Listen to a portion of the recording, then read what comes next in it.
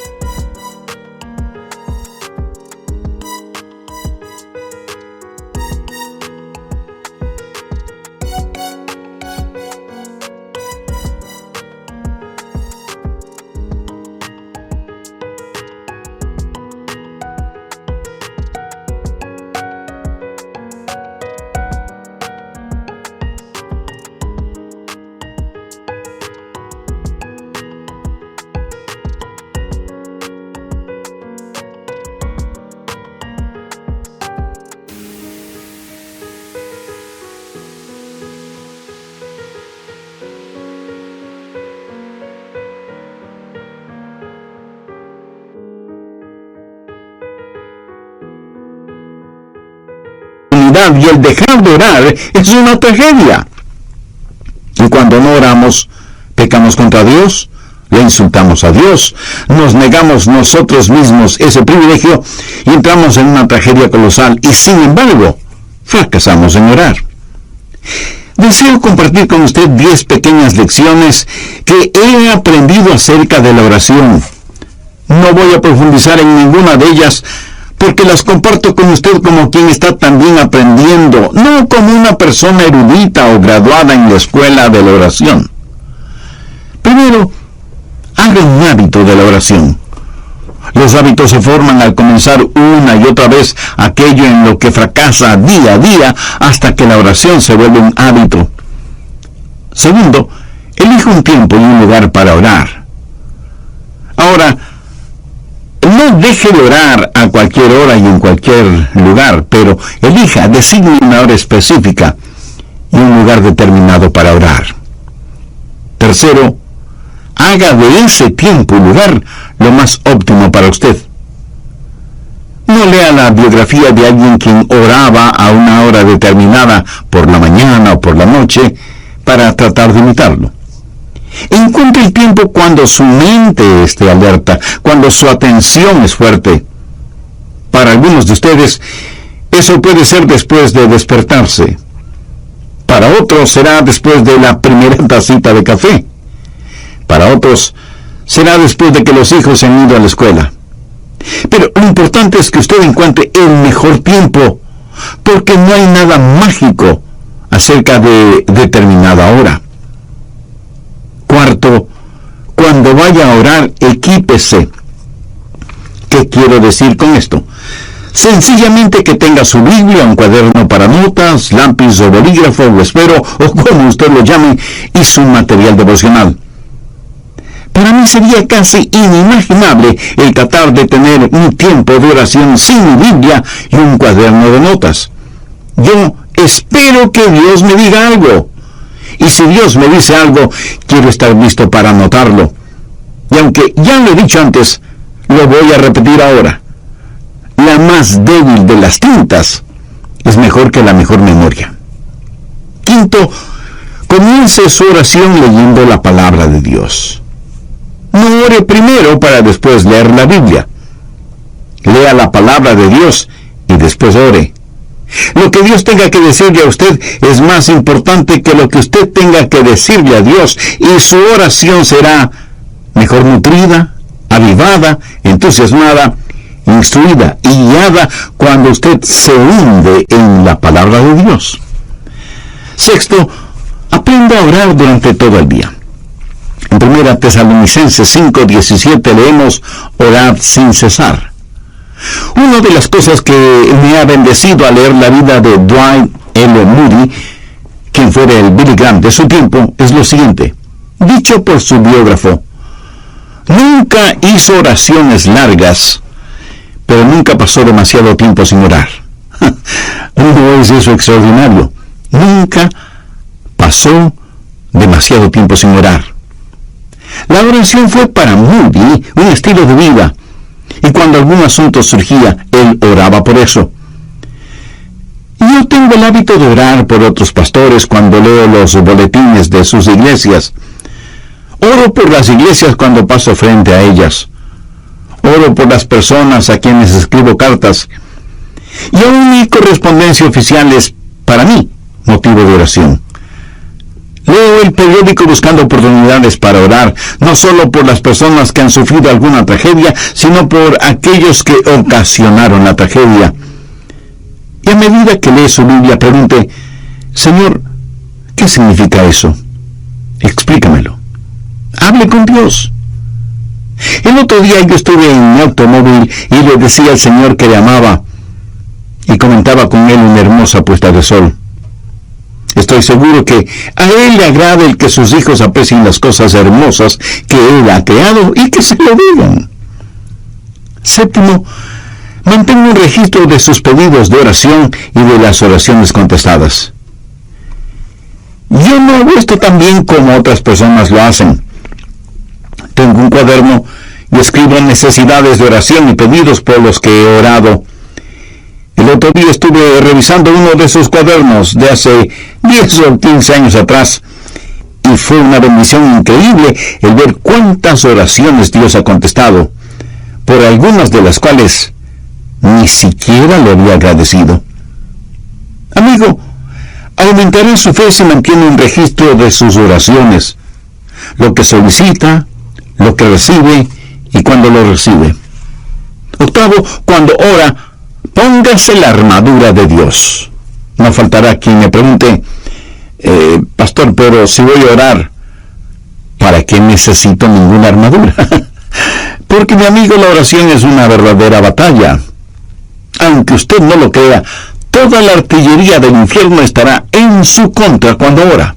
Quiero decir, justo cuando usted va a comenzar a orar, el perro comienza a ladrar, el bebé llora fuertemente, el teléfono suena, alguien llama a la puerta, los niños empiezan a pelear, algo se quema en la cocina y mil y una cosas más, y usted siente que tiene sueño y su mente comienza a divagar, etcétera, etcétera. ¿Necesita o no ponerse la armadura de Dios cuando va a orar? Definitivamente que sí. No, bueno, si usted está solo o sola, ore en voz alta. Hay algo muy especial en orar en voz alta, vocalizando su oración. Por lo menos le ayuda a su mente a no divagar. Si está en un sitio en donde no moleste la privacidad de nadie, ore en voz alta. Ahora, no creo que es una buena idea el orar en voz alta cuando está en medio de una multitud. Alguien pudiera pensar que usted ha perdido un tornillo en la cabeza y pudiera terminar en el manicomio. Ahora, si su mente es como la mía, querrá hacer cualquier otra cosa cuando usted comienza a orar. ¿No ha notado cuán difícil es permanecer enfocado cuando empieza a orar? Y es justo cuando comienza a orar que su mente empieza a pensar, bueno, necesito hacer esto y aquello y lo demás allá. Bueno, tengo un secreto que lo leí en alguna parte, lo puse en práctica y da maravillosos resultados, ya se lo diré. Décimo, si la cosa que distrae su atención de la oración es tan importante y está en su mente, ore por eso. ¿Sabe de lo que estoy hablando? Si, por ejemplo, estoy orando por los enfermos y el Señor me dice, Adrián, tienes que preparar un mensaje, dejo de orar por los enfermos y ese mismo instante oro por el mensaje. Hecho eso, puedo concentrarme en aquello que está en mi mente y que es el punto central de mi oración. Evidentemente, eso es lo que está en mi subconsciente y por lo cual quiero orar. En Mateo 21:22, el Señor Jesucristo dijo, y todo lo que pidiereis en oración, creyendo, lo recibiréis. Pero quiero que vea una segunda cosa. He hablado del mandamiento de orar. En Jeremías 33:3, Dios dice, clama a mí. Ahora, con el mandato quiero que note la confianza y la seguridad que viene con esa orden. Clama a mí y yo te responderé. Ahora, ¿es esa la verdad o no lo es? Es la verdad. El Dios Todopoderoso ha dicho, ahora supongo que el presidente, en verdad, lee su carta. Sí, claro. Menos mal que solo estamos suponiendo. Unos días después de que usted envió su carta, llaman a la puerta de su casa y cuando usted abre la puerta, se encuentra frente a frente con el presidente. Usted se queda sin habla debido a la sorpresa y más aún cuando su presidente le dice, recibí tu carta y vengo a darte una respuesta personalmente. Y como esto más bien suena a ciencia ficción, recuerde que solo estamos suponiendo. Ahora deje de suponer. Dios mismo ha dicho, yo soy el que personalmente voy a contestarte. Y cuando Dios nos contesta, Él lo puede hacer de 4 maneras. Primero, su respuesta puede ser específicamente entregada. Usted como yo hemos pedido a Dios cosas específicas y las hemos pedido y las hemos recibido tan instantáneamente, tan milagrosamente, tan realmente, que nadie puede convencernos de que eso no fue una casualidad o una coincidencia. Creo que todos oramos en forma general, pero aquellos que hemos caminado este sendero por largo tiempo, hemos orado y hemos recibido respuesta específica e inmediata. Segundo, a veces la respuesta puede ser estratégicamente demorada. O sea, Dios no siempre contesta en forma inmediata. Y eso no significa que no vaya a contestar. Dice la palabra de Dios en Isaías 30:18, por tanto Jehová esperará para tener piedad de vosotros. Y con Dios el momento apropiado es más importante que el tiempo. Por lo tanto, su respuesta puede ser estratégicamente demorada. Tercero, su respuesta puede ser significativamente diferente. Usted puede pedir a Dios algo y Él le dará algo mucho mejor. El apóstol Pablo en 2 Corintios capítulo 12 dice que tenía un aguijón en la carne y le había pedido a Dios que lo removiera, que le quitara ese aguijón, pero Dios no lo hizo. Sin embargo, Dios contestó la oración de Pablo no dándole lo que el apóstol le pedía, sino otorgándole algo mucho mejor de lo que había pedido. ¿Qué pudo ser mejor que quitarle el aguijón en la carne? Una sobreabundante gracia. Pablo, escribiendo a los hermanos en Corinto, les dijo: pues que hemos de pedir como conviene, no lo sabemos, pero el Espíritu mismo intercede por nosotros con gemidos indecibles. Cuarto, la respuesta puede ser soberanamente negada. Usted puede pedir algo a Dios y Él le dirá: no voy a contestar tus oraciones, no porque tu corazón esté equivocado, sino porque estás pidiendo por algo equivocado. Y Dios le ama demasiado como para darle algo que puede hacerle daño. Dios le ama de tal manera que este mismo momento está abriendo la oportunidad para que usted, si aún no es un creyente, haga una decisión por Jesucristo ahora mismo. Usted, amigo, pudiera ser un importante ejecutivo. Usted, amiga, pudiera ser una hábil empresaria. No importa quién sea usted o dónde esté. Si no tiene la seguridad de su salvación eterna, es la armadura de Dios. Noveno, si usted está solo o sola, ore en voz alta. Y décimo, si lo que le distrae de la oración es importante, ore por eso. También vimos que cuando Dios contesta, lo puede hacer de 4 maneras. Primero, su respuesta puede ser específica e inmediata. Muchos de ustedes, así como yo mismo, a veces hemos recibido respuestas inmediatas a nuestras oraciones. Segundo, su respuesta puede ser estratégicamente demorada. Dios no siempre contesta en forma inmediata.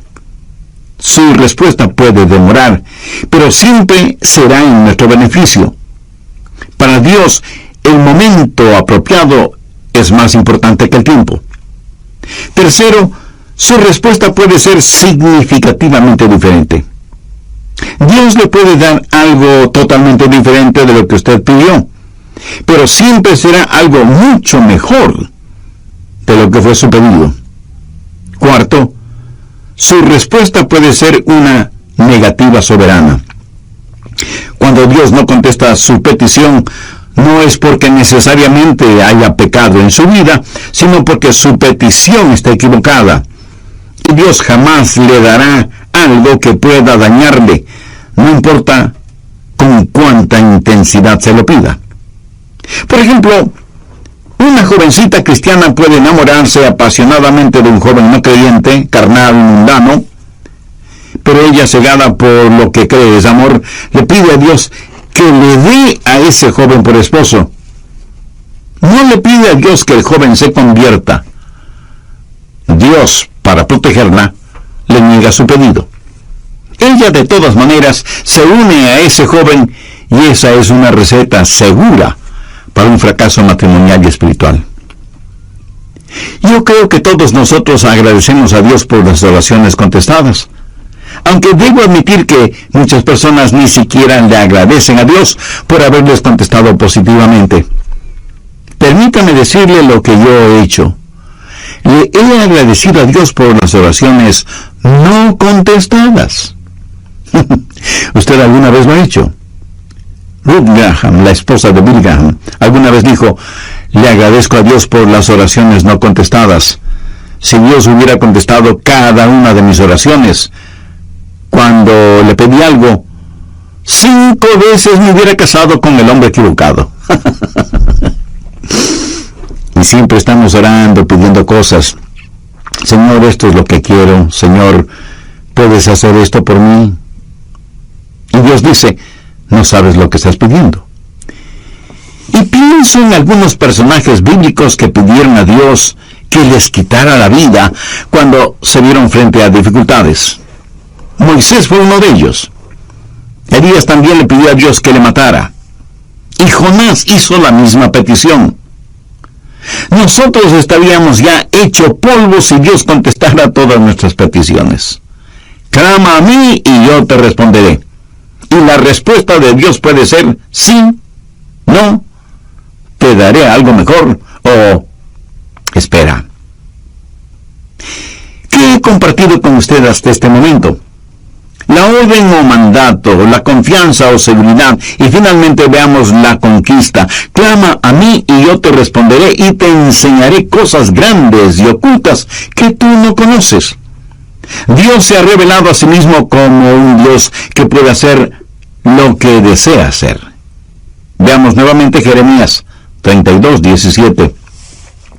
Oh Señor Jehová, he aquí que tú hiciste el cielo y la tierra con tu gran poder y con tu brazo extendido. No hay nada que sea difícil para ti.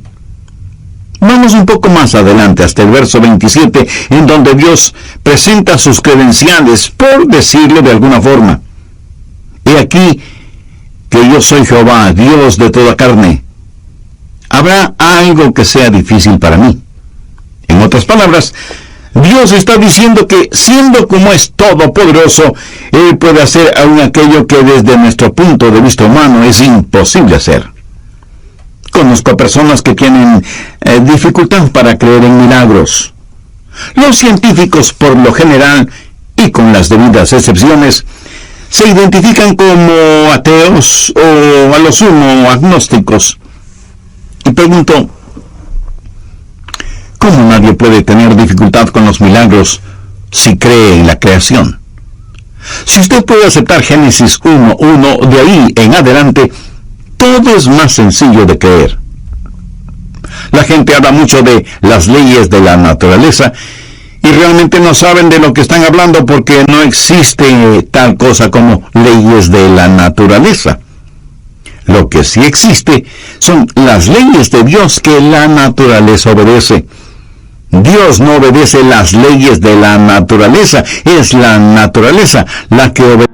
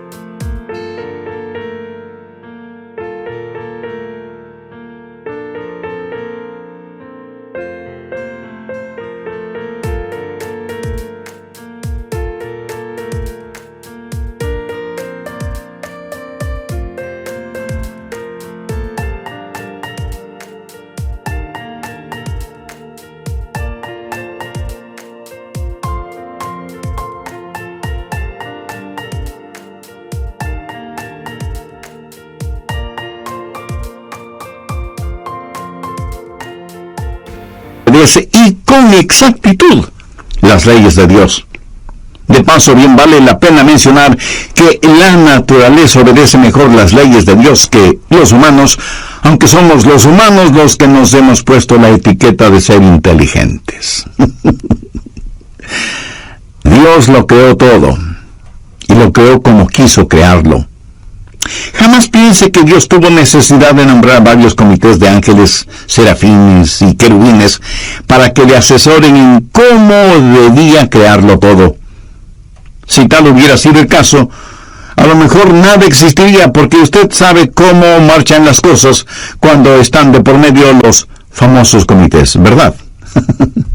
Pero no permita que nadie le diga que la época de los milagros ya pasó. En Génesis 18:14 encontramos una muy interesante pregunta. ¿Hay para Dios alguna cosa difícil? Mi amigo, el problema no es con Dios y su habilidad. Anota el margen Mateo 17, los versos del 19 al 21. Viniendo entonces los discípulos a Jesús, aparte dijeron: ¿por qué nosotros no pudimos echarlo fuera? La referencia es que ellos habían tratado de sanar a un joven lunático o poseído por el diablo, pero no habían podido hacerlo. Cuando Jesús intervino, sanó de inmediato al joven. Eso motivó que ellos preguntaran a Jesús, ¿por qué nosotros no pudimos echarlo fuera?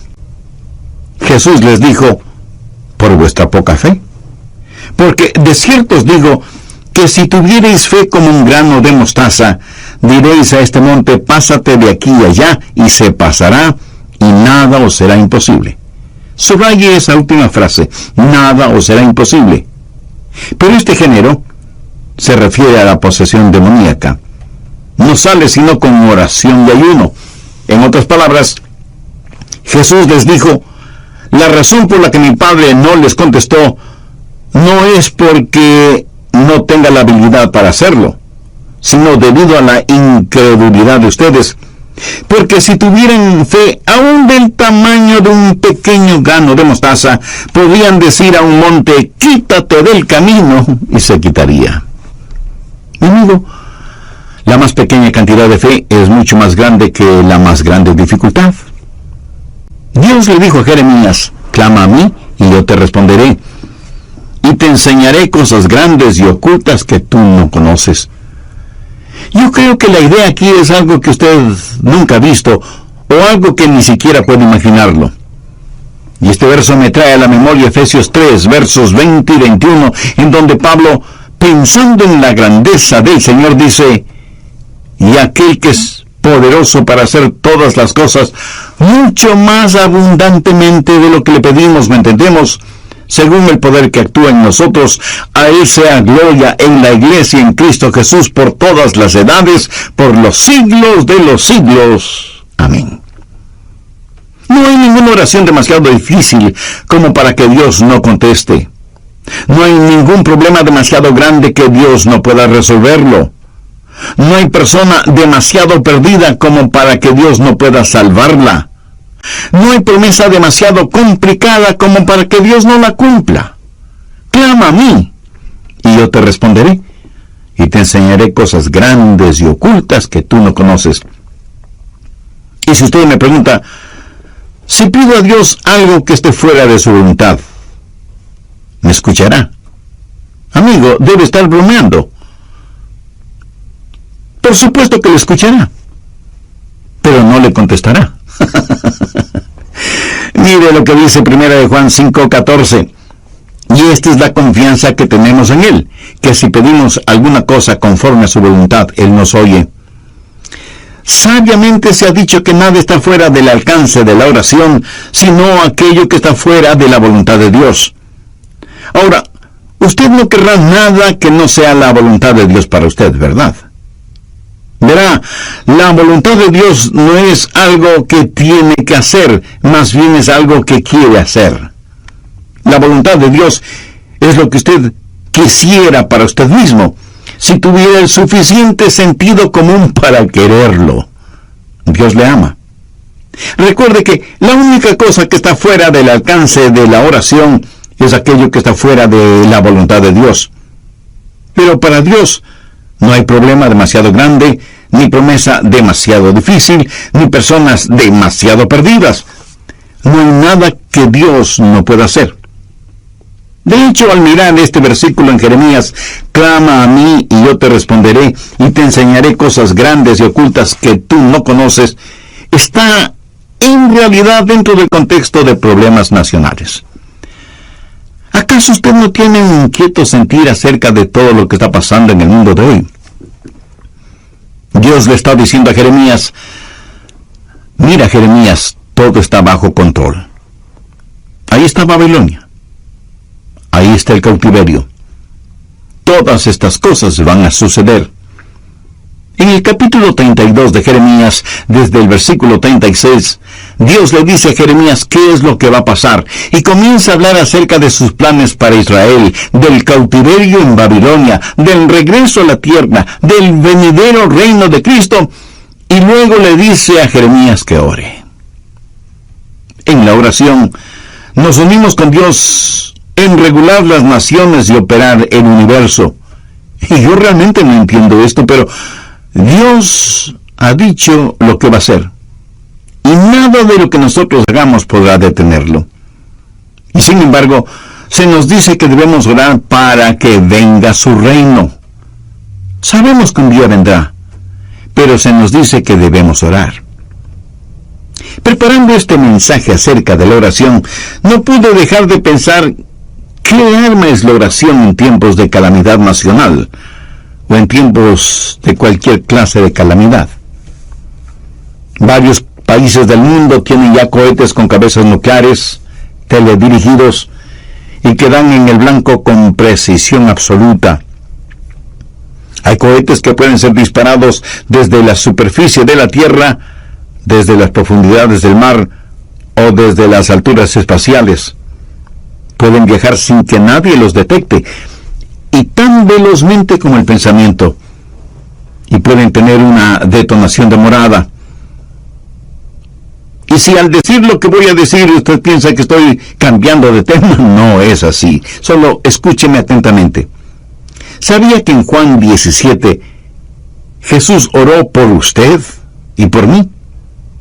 Veamos el verso 20. Mas no ruego solamente por estos, sino también por los que han de creer en mí, por la palabra de ellos. Ahí usted puede poner su nombre, o yo puedo poner el mío. Usted puede comenzar a orar ahora si es que tiene niños pequeños en su hogar, por las personas con quienes se casarán. Haga una oración de detonación retardada, sabiendo que dará en el blanco. ¿Sabe qué es lo mejor de todo esto? Que Satanás no tiene ninguna defensa contra nuestros cohetes espirituales. Tampoco existe un cohete contra la oración. Dios dice, clama a mí en tiempo de problemas, en tiempo de calamidades, y yo te escucharé. Amigo, yo no estoy haciendo esa promesa. Es la promesa de Dios en Jeremías 33:3. Clama a mí y yo te responderé y te enseñaré cosas grandes y ocultas que tú no conoces. Cosas que son mucho más abundantemente de lo que pedimos, ¿me entendemos? Mi anhelo es que en su corazón usted pueda decir, Señor, enséñame a orar. No, enséñame cómo orar, sino sencillamente, enséñame a orar. Necesitamos orar. Le agradecería que usted ore por mí, para que mi oración pueda ser más estratégica. No quiero ser un hipócrita acerca de la oración y pedirle que haga algo que yo no lo haga. Profundicemos en nuestra vida de oración y agudicemos nuestro enfoque. Vivimos en días tenebrosos y los hijos de Dios necesitamos orar. La forma de orar es tener la capacidad de decir, Padre, nuestro Padre. Pero Dios no puede ser su Padre, a menos que usted haya nacido en la familia de Dios. Y para eso, la Biblia dice que hay que nacer de nuevo. Cuando usted recibe a Jesucristo como su Salvador y Señor, ese momento Él se vuelve su Salvador, su mediador entre el hombre y Dios el Padre. Cuando lo recibe, usted nace en la familia de Dios y puede orar en el nombre de Jesús. El mismo Señor Jesucristo dijo, si algo pidiereis en mi nombre, lo haré. Pero usted no puede pedir nada en nombre de Jesús hasta que le haya recibido como Señor y Salvador. Si usted todavía no es salvo, puede serlo este mismo momento. Puede tener esa seguridad ahora mismo. Y si entre quienes me están escuchando hay alguien que no conoce a Cristo en forma personal, donde quiera que usted esté, quien quiera que usted sea, Cristo está esperando su invitación para entrar en su corazón y darle vida eterna. La Biblia dice, cree en el Señor Jesucristo y será salvo. Crea que Él es el Hijo de Dios que pagó por sus pecados, derramando su preciosa sangre en la cruz del Calvario. Crea que Dios, el Padre, le levantó con poder de entre los muertos. Crea que Él no solo puede salvarle, sino que quiere salvarle si solo confía en Él. Si este mismo instante usted confía sinceramente en Él y le recibe como su Salvador y Señor, sus pecados le serán perdonados inmediatamente.